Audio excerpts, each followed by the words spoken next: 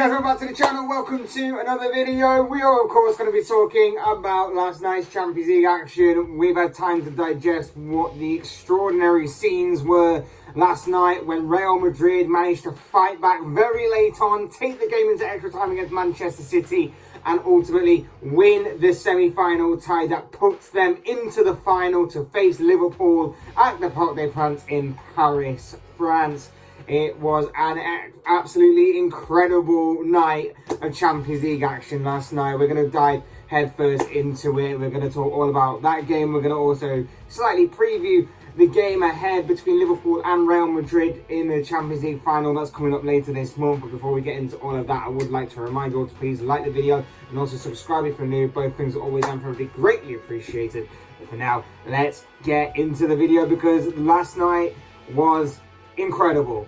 Like, going into the game, of course, the setup to this game was, of course, the scoreline. The scoreline from the first leg, Manchester City were going into this game 4-3 up on aggregate. The first leg was a very well-played game by Pep Guardiola. A game plan that, for the most part, was executed very well. Real Madrid weren't at the races, but had the key moments in that game that they took. So that they could have some sort of hope going into this game. I said in my preview that if there was any team other than Real Madrid to go into this game 1-0 down and still have the confidence to come out as winners, I said it would be Liverpool. Like I said, I think Real Madrid, with their history, their pedigree in this competition in particular, I think they were looking at it as a job well done. They weren't playing very well, or didn't play very well at the Etihad. They came out of it with, at worst, a 1-0 loss, all things considered. I know it was 4-3, but the 1-0 deficit in a loss. That was the best of the worst kind of results, if you like. That kind of oxymoron kind of plays into it. It would have worked for Carlo Ancelotti. It would have worked for Real Madrid, and ultimately on the night it did, because I feel like it played into Real Madrid's hands a little bit. It was obviously going to be a highly anticipated game, of course. Don't need me to tell you that. This was the Champions League final on the line. There was high stakes, high pressure. I don't think either side played particularly well. I don't think either side definitely didn't play up to the heights and the standards that they'd set the previous week in the first leg at the Etihad. I think there was a lot of nerves. There was a lot of tension between both sets of players. Didn't want to make that mistake, didn't want to let Real Madrid back in, didn't want to let Manchester City further extend the lead on both parts. It was quite a tense atmosphere, has to be said, and so much so the quality of play wasn't particularly amazing.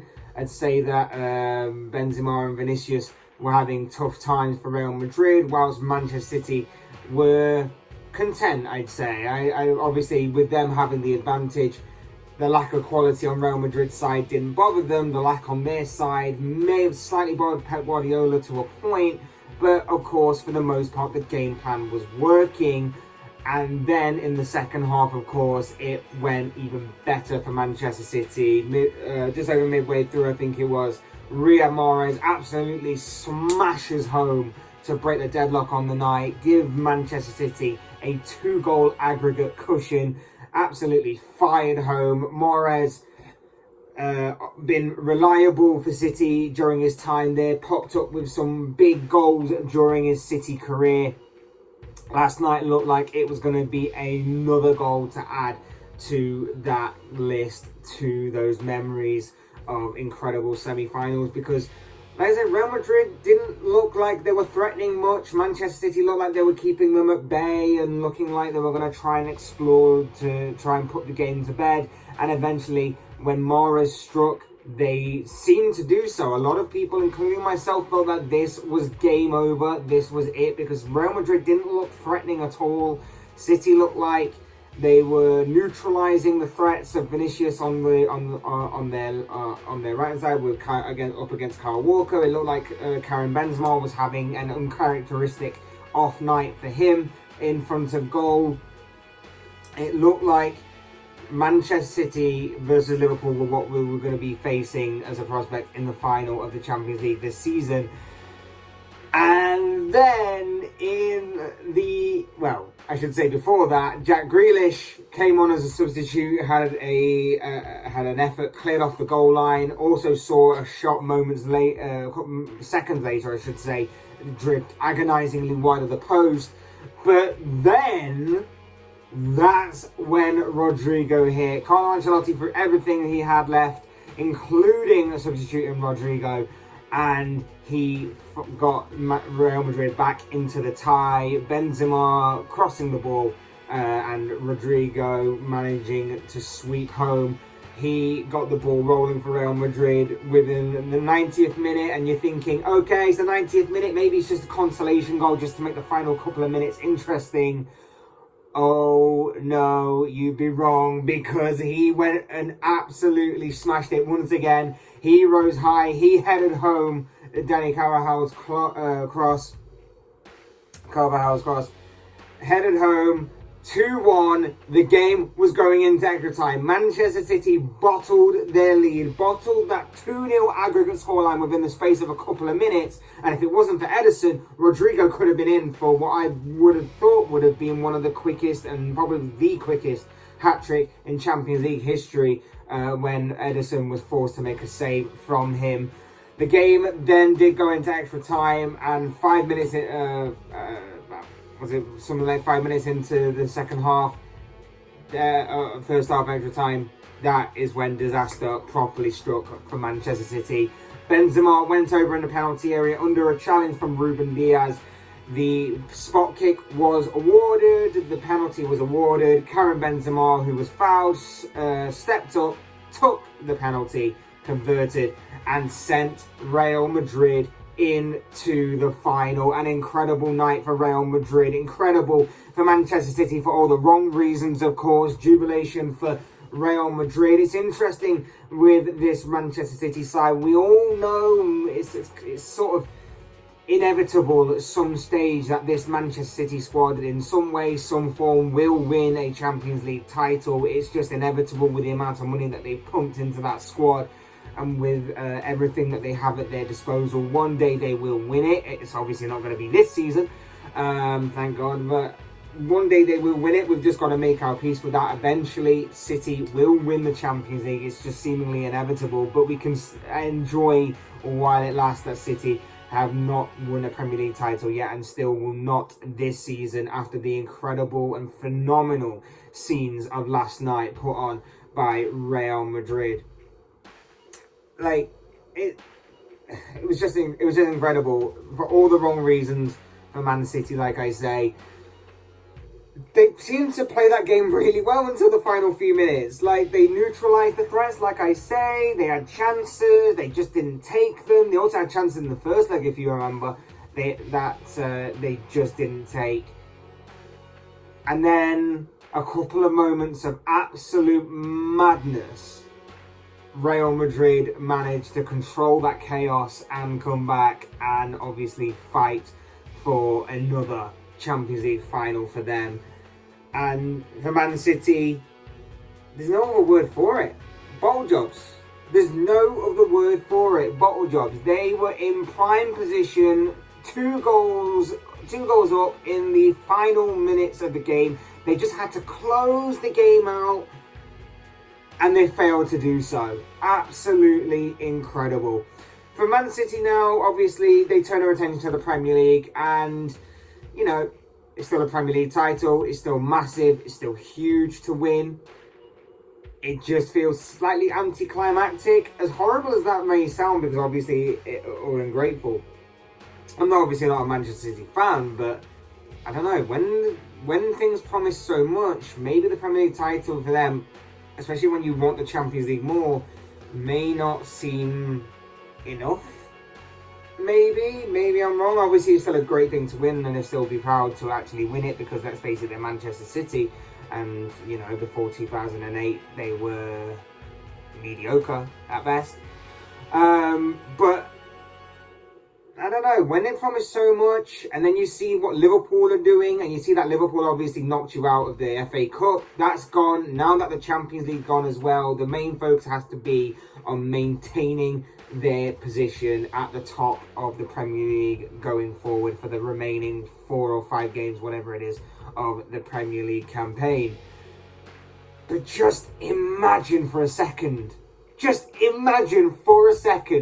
if City bottled their lead in the Premier League as well.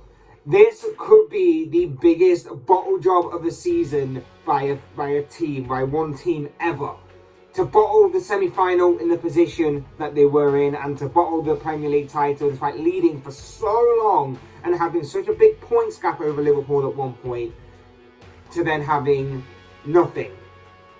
Obviously, it's still in City's hands. This could go either one of two ways. Either City could be refocused from this and obviously go again in their next game, and obviously go with more intensity over winning the Premier League title, or it could have the opposite effect and it could play on the minds and the mentality could get weaker, and maybe it might have a knock-on effect on Manchester City for their next game and for their next game and for their next game when it comes to the Premier League. And obviously, as a Liverpool fan, I'm hoping for the latter in that kind of scenario, but of course it has to remain to be seen whether that actually comes true or not. But for Real Madrid, this is where the focus is now. It's obviously on Real Madrid. It's their night. What an incredible display it was. Again, obviously a lot will be made of it, and it may seem like crazy voodoo magic sort of stuff when I say this, but don't ever underestimate the power that history and the pedigree of Real Madrid in this competition, obviously the numerous triumphs that Real Madrid have put forth over the years, the history that this competition obviously holds with Real Madrid. Don't ever take that for granted when it comes to this competition, this kind of scenario, this kind of game, and for this kind of club, because I think a little part of that may have played into it tonight, and the mentality of Real Madrid really shone through and was just outshone Pep Guardiola and Manchester City for a large part. They held in there, they were under the cosh for a large part of that game. Like I say, City kind of neutralized their main threats. They were strong, they were resilient, and Madrid for the large part of that game didn't really have an answer to what City were throwing at them right up until the very end of normal time, and then that's when Madrid struck. And when they struck gold. They were clinical, they were prolific. They absolutely killed it last night against the Pep Guardiola side, who I can't imagine what Pep Guardiola is thinking. Waking up this morning must have been like some kind of terrible nightmare for him that he wishes that he could have absolutely erased from his mind, because I don't understand how you can lose that from that position, but it has been done. Real Madrid triumph. They go through to the final, where of course they will be facing Liverpool. Not the all-English tie in the final in Paris that a lot of people were predicting at the beginning of the semi-finals, but it's still an incredible and mouth-watering encounter between these two sides as well. Not just because obviously Real Madrid are chasing a 14th Champions League title, or that Liverpool are chasing a 7th Champions League title, so there's going to be even more silverware to add to one of these two teams' trophy cabinets come the end of the game in Paris. But also, not just about the quality on show. It's not just about the likes of Vinicius Jr. against Trent Alexander-Arnold, Karim Benzema against Virgil van Dijk, Thiago against Toni Kroos, Luka Modric against Fabinho, Casemiro against Jordan Henderson, Luis Diaz against Carvajal.